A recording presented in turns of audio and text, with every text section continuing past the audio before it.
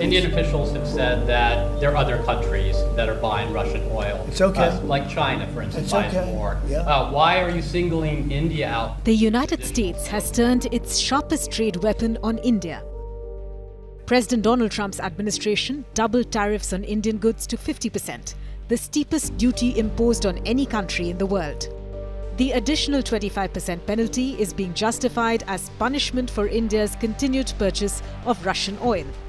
But Washington has made no similar move against China or Europe, both far larger buyers of Moscow's crude and gas. Speaking to NBC, Vice President JD Vance admitted to the strategy.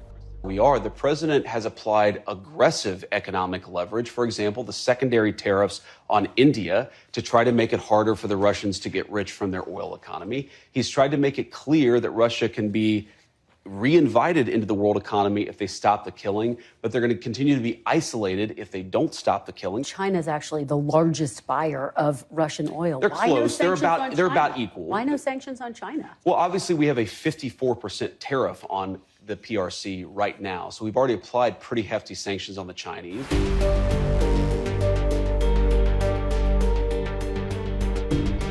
However, India has not budged. India's External Affairs Minister, Dr. S. Jaishankar, has called the tariffs unjustified, unreasonable, and unfair. He points out the double standards. Europe continues buying Russian LNG. China is the single biggest crude importer. Yet it is India that is being targeted. It's funny, you have people who work for a pro-business American administration accusing other people of doing business. Okay, that's really curious. But here's the point. If you have a problem buying oil from India, oil or refined products, don't buy it. Nobody forced you to buy it. But Europe buys, America buys. So you don't like it, don't buy it. India's envoy to Moscow, Vinay Kumar, has been equally clear. Indian companies, he said, will buy oil from wherever they get the best deal. Energy trade, he stressed, is a commercial decision, and India's top priority is securing reliable supplies for 1.4 billion people. He reminded critics that America and European companies still maintain trade with Russia, and he added that India's cooperation with Russia has actually helped stabilize global oil markets. The tariff escalation has strained New Delhi-Washington ties.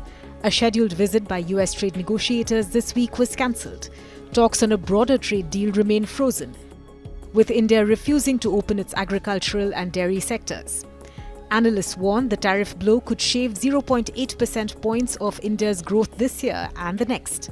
But New Delhi insists that its decisions will always be guided by national interest and strategic autonomy. Despite US pressure, India-Russia trade is growing. Both sides now use settlement systems in national currencies to bypass Western financial sanctions. Indian exports remain limited, but Moscow is opening new space for Indian goods, textiles, autos, electronics, and fintech. President Vladimir Putin is expected in New Delhi later this year, and India has made it clear expanding ties with Russia is part of its long-term strategy, not a temporary workaround.